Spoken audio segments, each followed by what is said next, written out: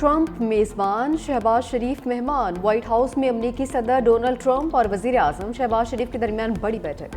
ملاقات میں field marshal سید آصف منیر، نائب وزیر اعظم اسحاق ڈار، وزیر دفاع خواجہ آصف اور وزیر اطلاعات عطا طارق بھی شریک۔ خوشگوار ماحول میں ہونے والی ملاقات میں امریکی نائب صدر جے ڈی وینس اور امریکی وزیر خارجہ مارکو روبیو بھی موجود تھے۔ ملاقات سے قبل صدر ٹرمپ کی وزیر اعظم اور فیلڈ مارشل کی صلاحیتوں کی تعریف، شہباز شریف اور سید آصف منیر کو عظیم شخصیات قرار دے دیا۔ میڈیا سے گفتگو میں صدر ٹرمپ نے کہا کہ ان کے پاس پاکستان سے عظیم رہنما ملنے آ رہے ہیں۔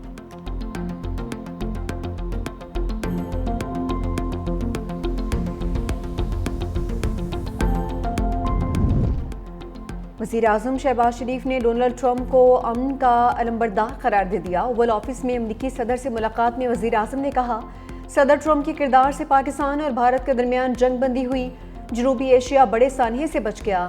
صدر ٹرمپ دنیا بھر میں تنازعات ختم کرنے کی مخلصانہ کوششیں کر رہے ہیں۔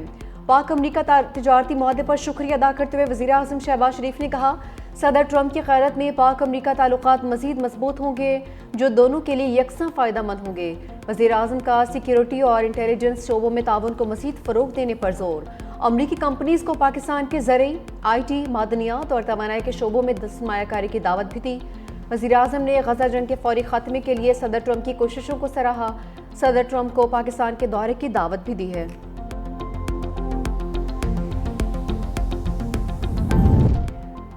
وزیر اعظم کا دورہ پاکستان اور امریکہ کے درمیان بڑھتے سفارتی روابط کی نئی مثال بن گیا۔ وزیر اعظم شہباز شریف کا واشنگٹن ایئرپورٹ پہنچنے پر ریڈ کارپٹ استقبال۔ امریکی ایئر فورس کے سینئر افسران نے پرتپاک انداز میں خوش آمدید کہا۔ وزیر اعظم کو مکمل پروٹوکول کے ساتھ وائٹ ہاؤس لے جایا گیا۔ امریکی قیادت کے ساتھ 1 گھنٹہ 20 منٹ جاری رہنے والی ملاقات میں دو طرفہ تعلقات، معاشی تعاون اور علاقائی سلامتی جیسے اہم امور پر تبادلہ خیال کیا گیا۔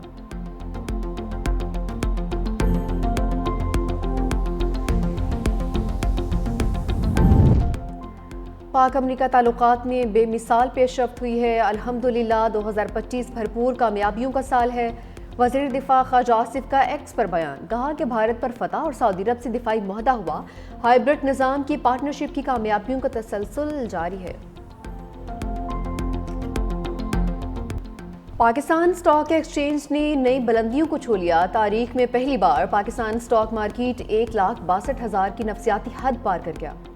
100 انڈیکس میں 2,800 زائد پوائنٹس کا اضافہ۔ وزیر اعظم شہباز شریف کا اظہار مسرت، کہا کہ ملک معاشی استحکام کے بعد معاشی ترقی کی جانب گامزن ہے۔ کاروباری برادری اور حکومت کی انتھک محنت سے اسٹاک ایکسچینج میں ہر دن نئی تاریخ رقم ہو رہی ہے۔ معاشی ترقی کا سفر تیزی سے جاری رہے گا۔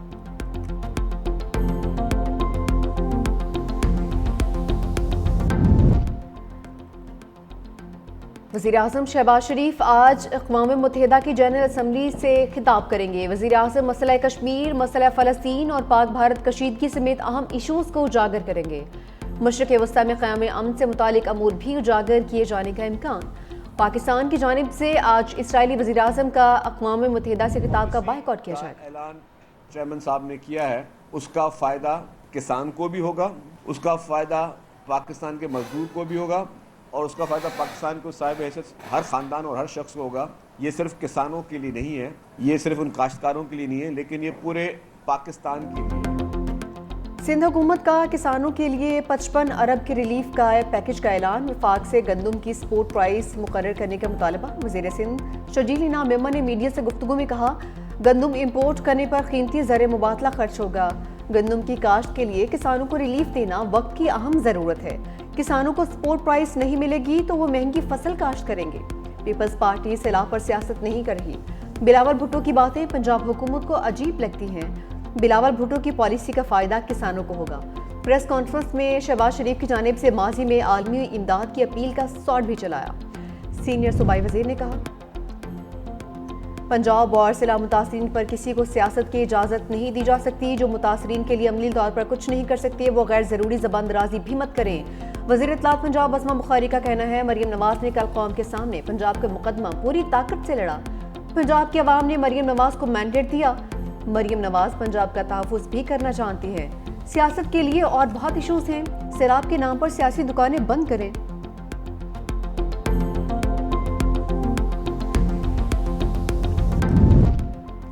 بے گھر سیلاب متاثرین کے لیے ریلیف مانگنا کب سے جرم بن گیا؟ شازیہ مریم نے مریم نواز کے بیانات کو تنگ نظر اور تفرقہ پھیلانے والا قرار دیا۔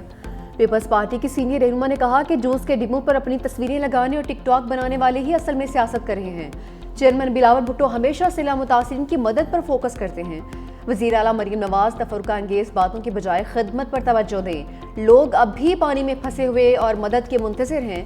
وفاقی حکومت فوری ریلیف کے لیے BISP کا کامیاب سماجی تحفظ کے اس نظام کو کیوں استعمال نہیں کر رہی ہے؟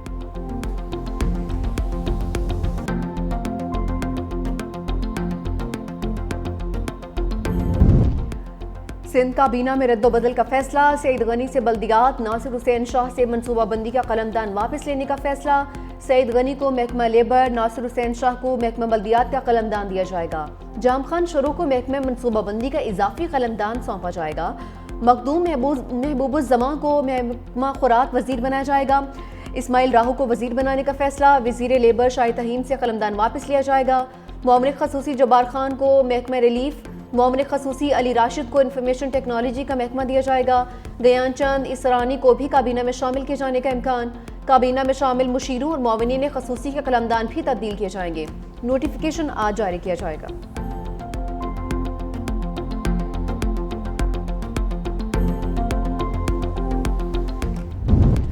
وزیر اعلیٰ پنجاب مریم نواز کی زیر صدارت اجلاس میں محکمہ صحت سے متعلق اہم فیصلے، پنجاب کے پبلک اور private medical and dental colleges کے لیے ایڈمیشن پالیسی کی منظوری، سرکاری میڈیکل کالجز میں داخلے کے لیے MD-CAT ٹیسٹ پاس کرنا ضروری قرار، اوورسیز پاکستانیوں کے بچوں کے لیے MD-CAT میں $10,000 فیس مقرر کرنے کا فیصلہ، پرائیویٹ میڈیکل کالج لسٹ میں نام آنے پر امیدوار کو یونیورسٹی آف ہیلتھ سائنسز میں 1/3 فیس جمع کروانا ہوگی۔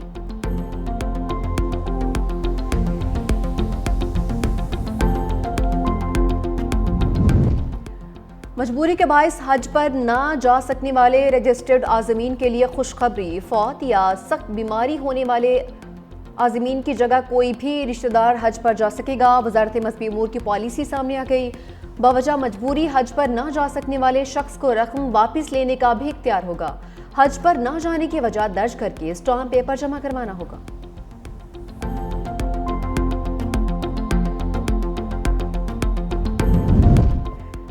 DG ISPR lieutenant general Ahmed Sharif Chaudhry کا پنجاب یونیورسٹی کا دورہ، طلباء اور انتظامیہ کی جانب سے پرتپاک استقبال۔ DG ISPR کی وائس چانسلر پروفیسر ڈاکٹر محمد اور فیکلٹی ممبران سے ملاقات، طلباء سے خصوصی نشست، سوالات کے جوابات دیے۔ طلباء کا دفاع وطن میں پاک فوج کے شانہ بشانہ کھڑے ہونے کا عزم، بھارت کو شکست دینے پر پاک فوج کو بھرپور خراج تحسین پیش کیا۔ شرکاء نے کہا کہ وطن کے دفاع کے لیے اساتذہ اور طلباء ہمہ وقت پاک فوج کے ساتھ ہیں۔ پاک فوج کے خلاف منفی پروپیگنڈے کے خاتمے اور نوجوانوں میں غلط فہمیوں کے تدارک کے لیے اس طرح کے سیشنز ضروری ہیں۔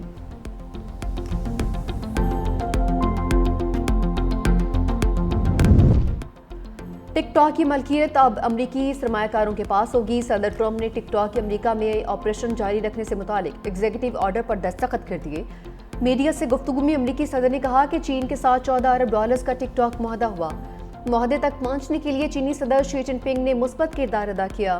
اب امریکی سرمایہ کار ٹک ٹاک کا انتظام سنبھالیں گے۔ ٹک ٹاک کو اب پروپیگنڈے کے لیے استعمال نہیں کیا جا سکے گا۔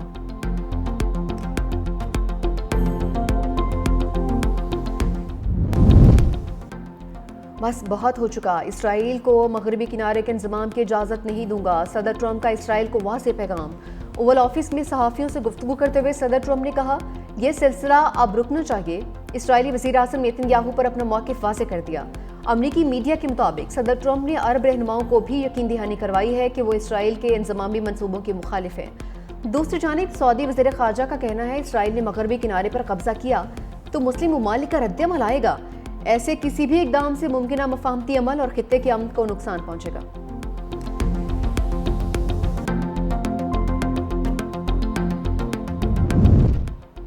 غزہ پر اسرائیلی حملوں کی شدت برقرار، مزید 43 فلسطینی شہید ہو گئے۔ اسرائیلی فوج کا اسٹیڈیم میں پناہ لینے والے بے گھر فلسطینیوں پر بھی فضائی حملہ، شہداء کی مجموعی تعداد 65,500 تک جا پہنچی ہے۔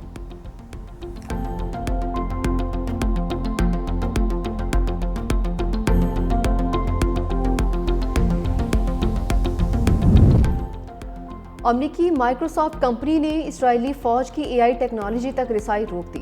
माइक्रोसॉफ्ट कंपनी का कहना है इजरायली फौजी यूनिट ने क्लाउड प्लेटफॉर्म और डेटा सर्विसेज का गलत इस्तेमाल करते हुए फ़लस्तीनियों के मोबाइल फ़ोन रिकॉर्ड्स और ज़ाती मालूमात इकट्ठी की हैं। बरतानी अखबार दी गार्डियन ने इंकशाफ किया था इजरायली फ़लस्तीनियों के डेटा को जासूसी और निगरानी के लिए इस्तेमाल कर रहे हैं।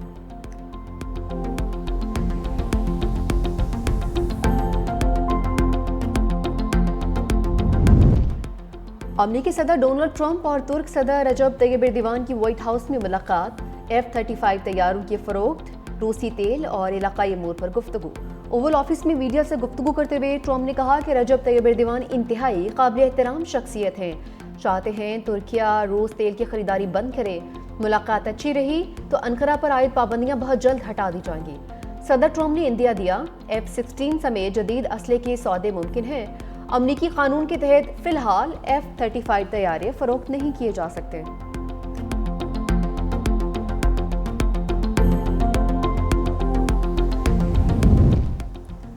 ट्रंप की नया टैरिफ बॉम्ब गिराने की तैयारी, अमेरिका में प्लांट ना लगाने वाली दवासाज कंपनीज पर टैरिफ 100% तक बढ़ाने का ऐलान।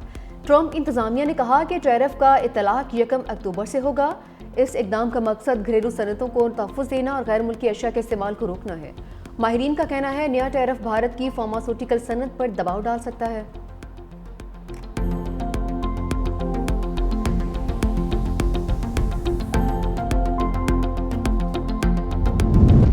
भारतीय बर्बरियत के शोले मकबूजा वादी के बाद अब लद्दाख को भी भस्म कर रहे हैं। लद्दाख में भारतीय फोर्सेस की सियाहकारियां आर्मी अमन के अलंबरदारों के मुंह पर तमाचा हैं। पाबंद सलासल हुर्रियत रहनुमा यासीन मलिक की अहलिया मिशाल मलिक कहती हैं पुरअमन मुजाहरों पर गोलियां भारतीय जमहूरियत के माथे पर कलंक है। लद्दाख के अवाम को भी अब दीवार से लगाया जा रहा है। 4 शहीद और दर्जनों जख्मी मोदी के फैशिज्म की खुली मिसाल है।